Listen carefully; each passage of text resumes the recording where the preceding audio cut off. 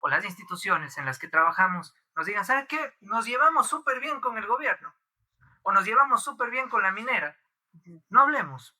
Podemos hacer eso en las aulas. Desde las aulas, de manera independiente, Despedidos sí. mañana. Yo creo que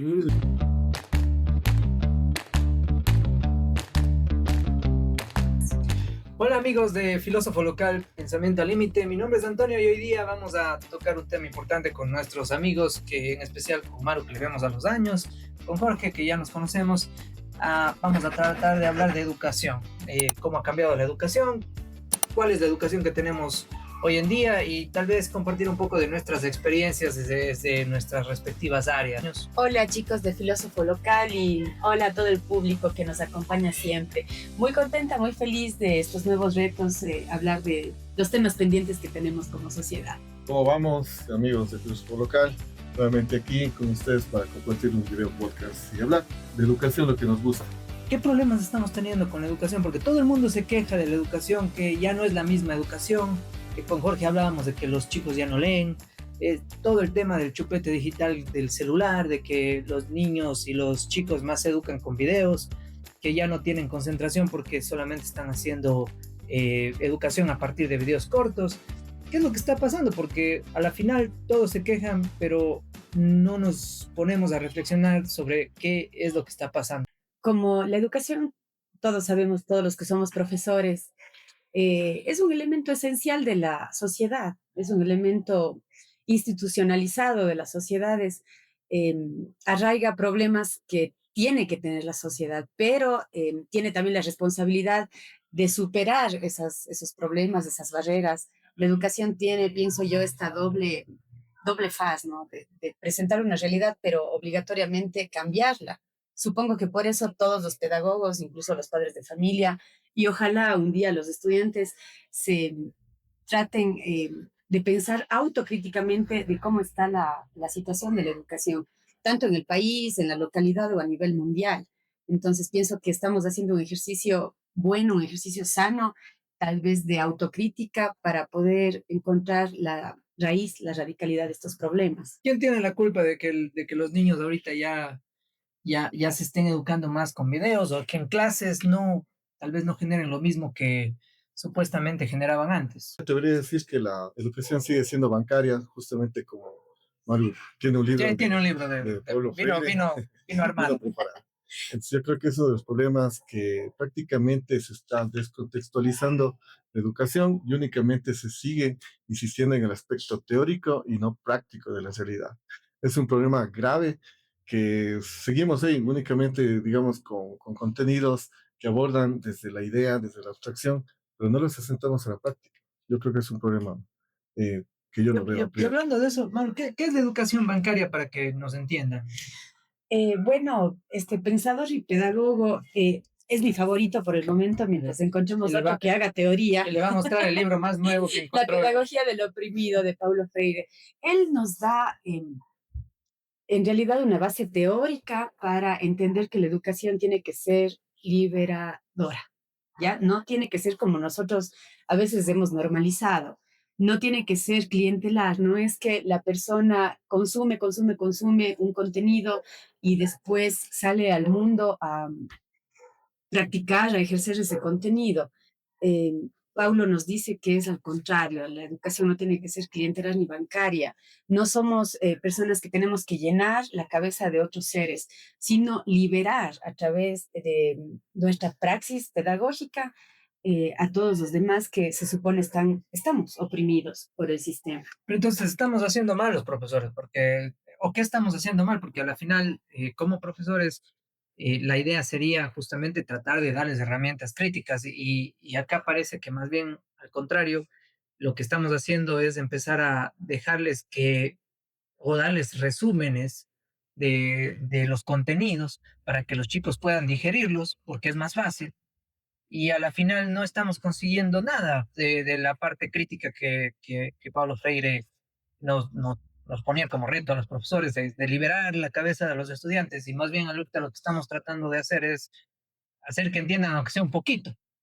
O sea, con que entiendan así los 10 hitos históricos del Ecuador, ya estamos contentos.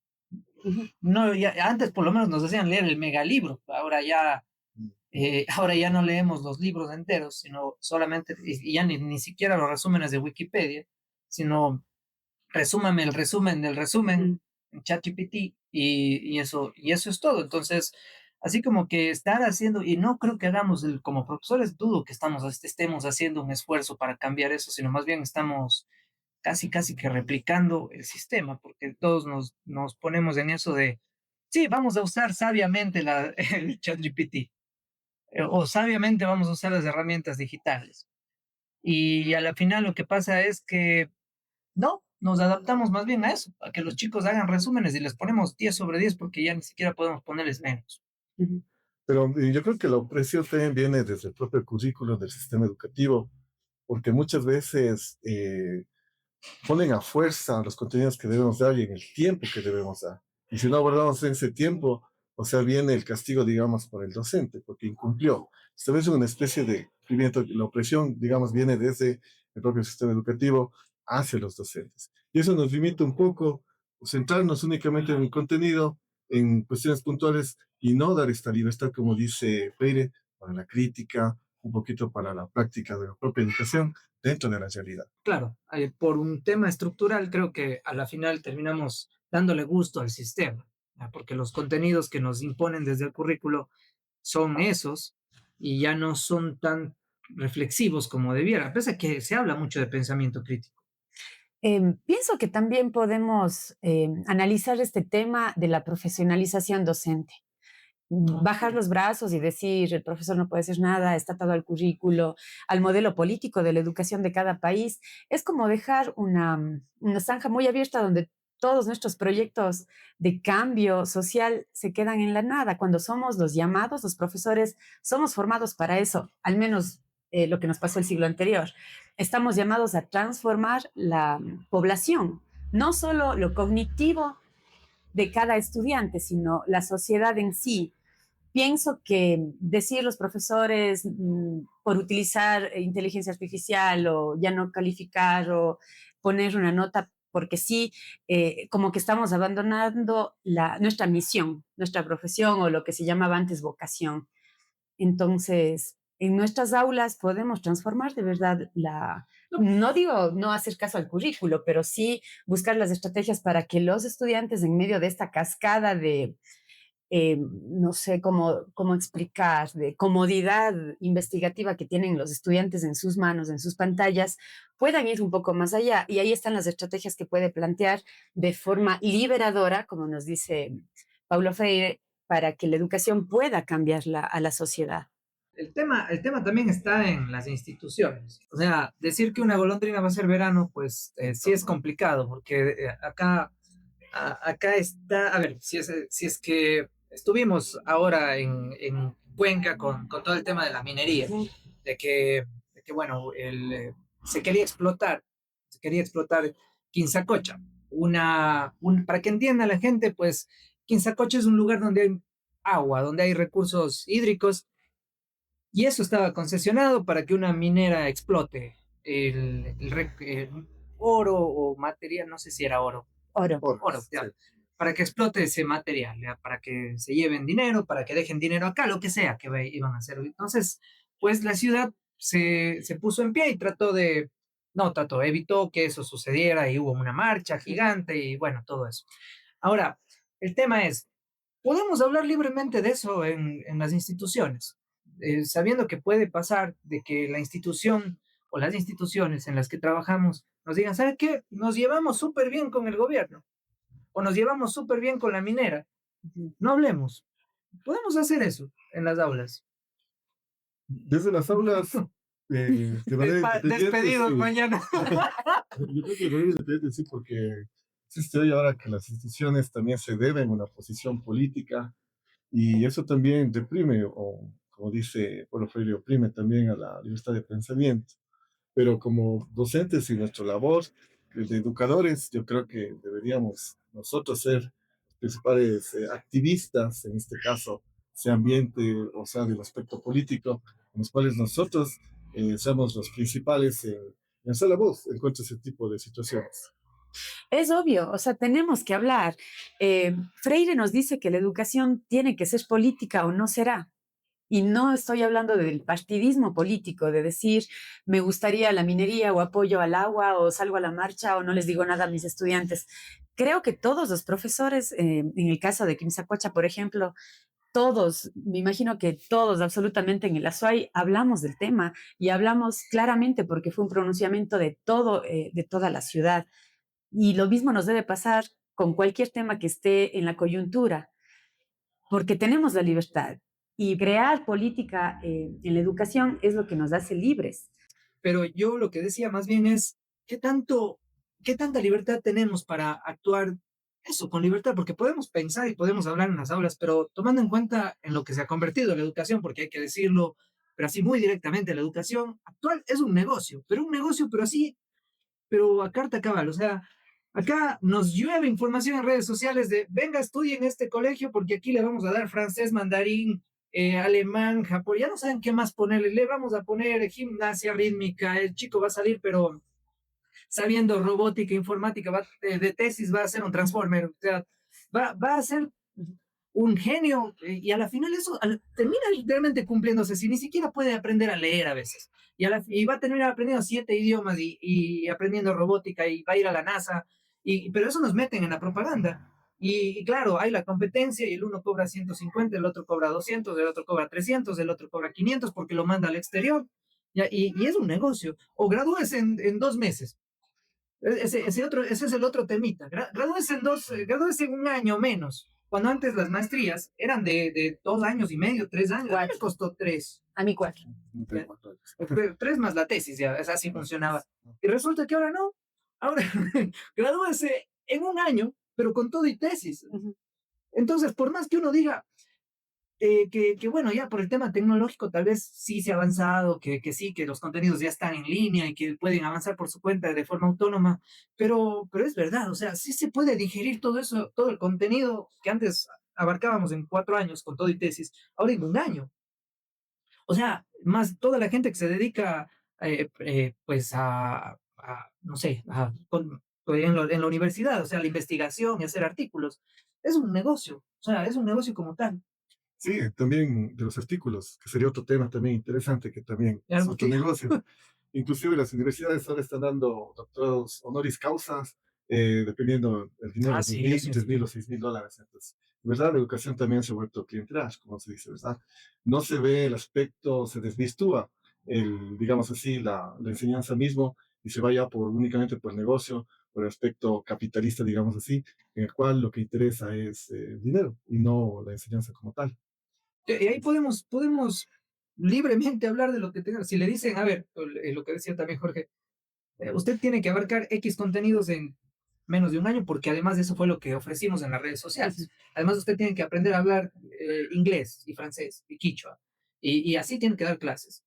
Bueno, sí es verdad que tenemos esta camisa de fuerzas, pero también hay que saber interpretar, y eso creo que ya les queda a los pedagogos, no solo a los docentes en sí.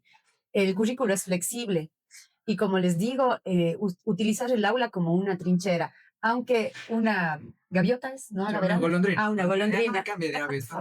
Una No, golondrina no haga verano, es verdad.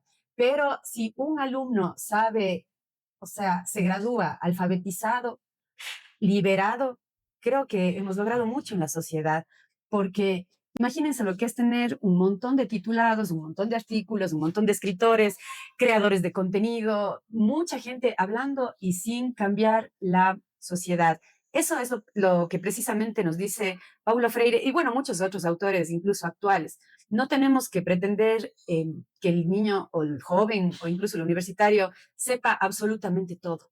No, con que sepa leer y escribir y esté alfabetizado para su contexto, hemos logrado una transformación en la sociedad.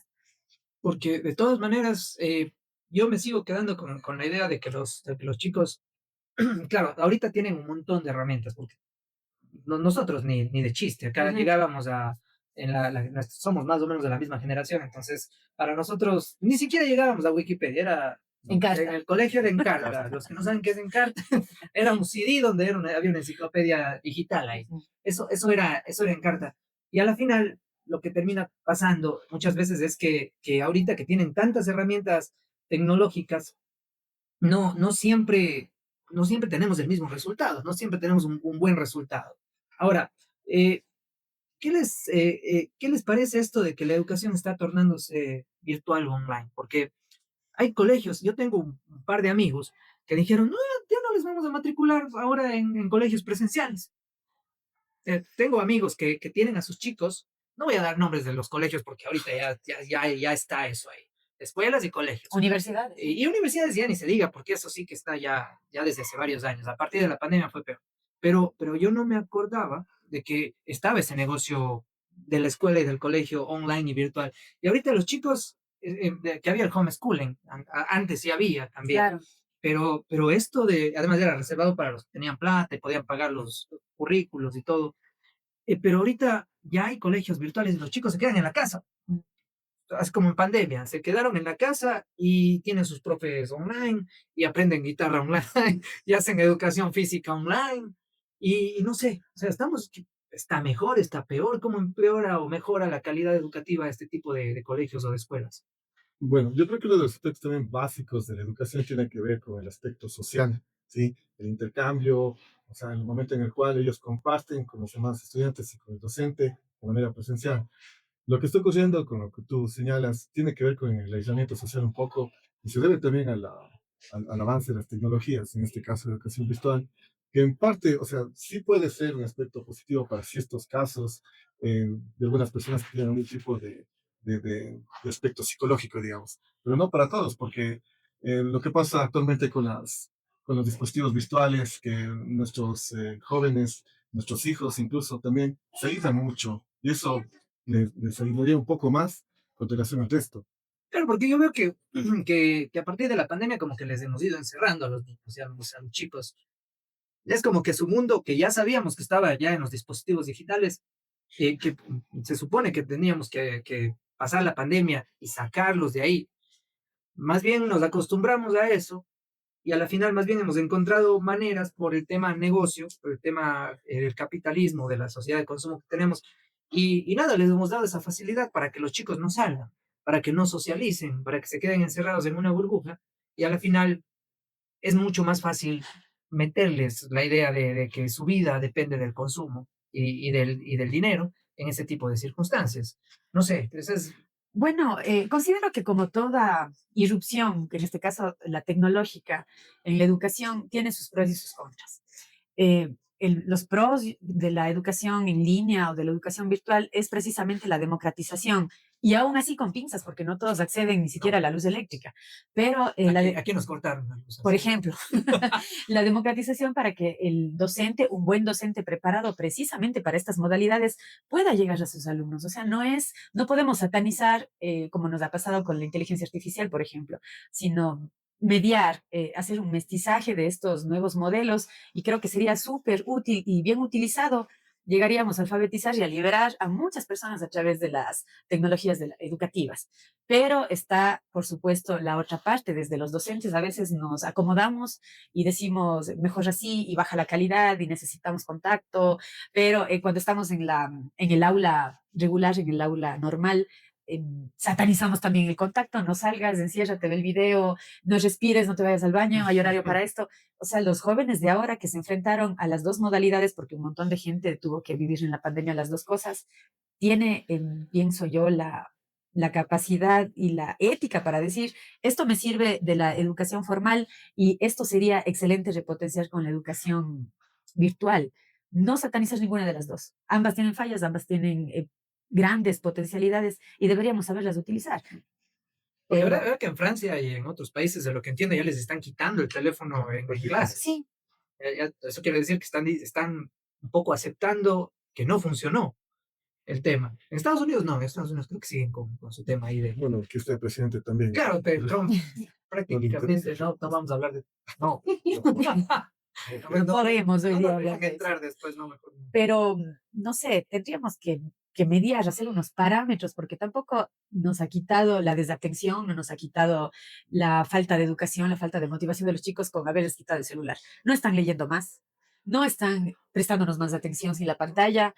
no están, o sea, aquí también se toman un poco en nuestro estado ecuatoriano, un poco las decisiones como por tendencia. Hay Claro, estudios en otro lado, pero no hay estudios de ahora y sí, tomamos esos estudios para hacer una realidad sí, aquí. porque acá ya dijeron que iban a quitar también, y ya creo que quitaron esto, Sí, o sea, ya está prohibido.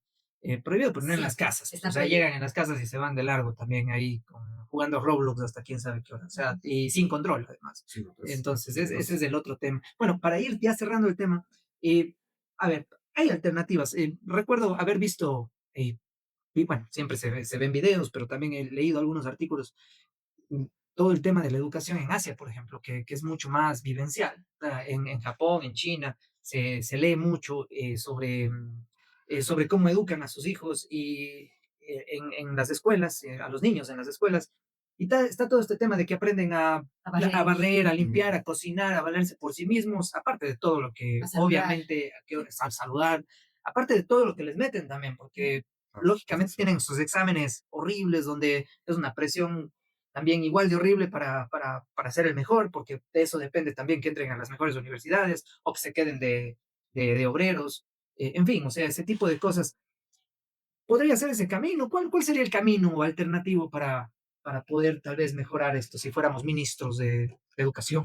Bueno, primero que rever el currículum, analizar todas las habilidades de la educación y mejorar de alguna manera, actualizar nuevamente con toda esta onda, digamos así, de la virtualización, ¿sí? Y también con las nuevas generaciones que luego de la pandemia son otro tipo de generaciones que les cuesta muchas cosas, en especial con respecto a la enseñanza. Yo creo que sería una modificación, un sentarse pedagogos, ¿verdad? Y que comiencen a rever la educación de otra manera.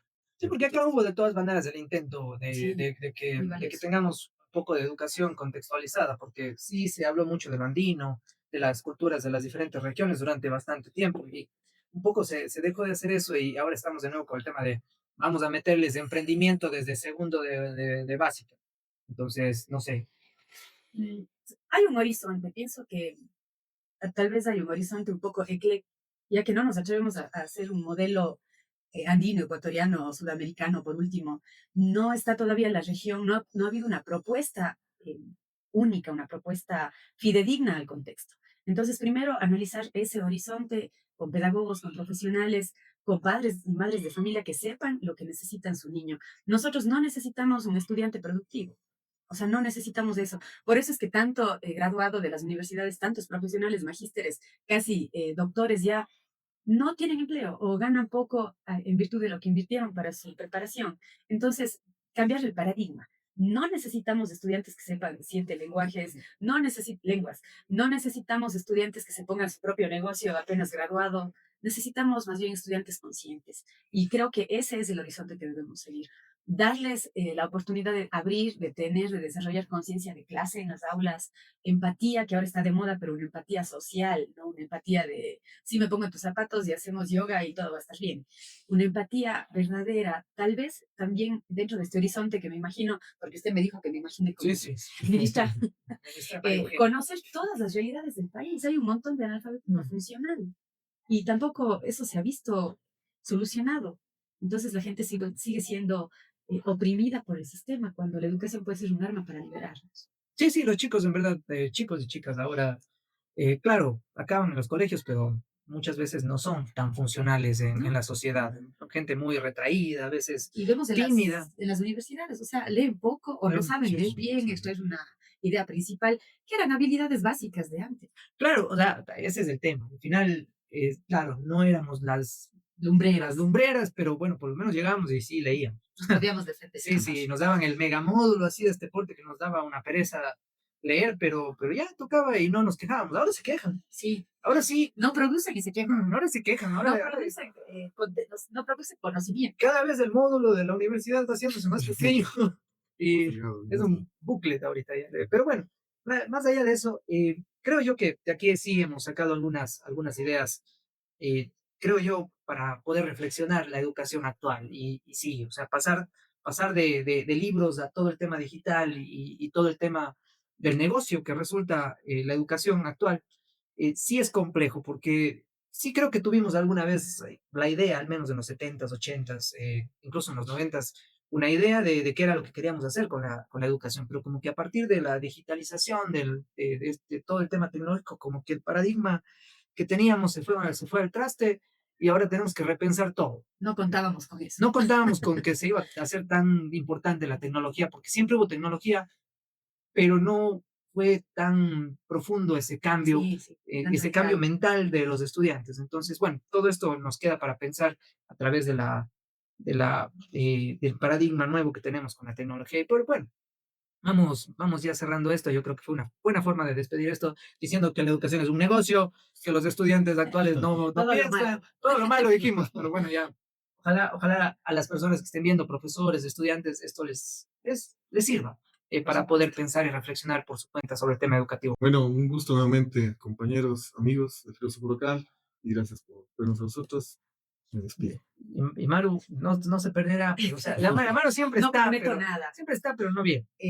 Pienso que una forma de despedirse es comprometerles a que nos sigan escuchando, a que hablen de estos temas en la mesa, en los bares, tenemos que hablar, tenemos que visibilizar estos temas. Así es que muchas gracias y les esperamos siempre. Sobre todo en los bares. No, mentira. Muchas gracias por vernos nuevamente en un episodio más de Filósofo Local, Pensamiento al Límite. Mi nombre es Antonio y nos vemos en una próxima ocasión.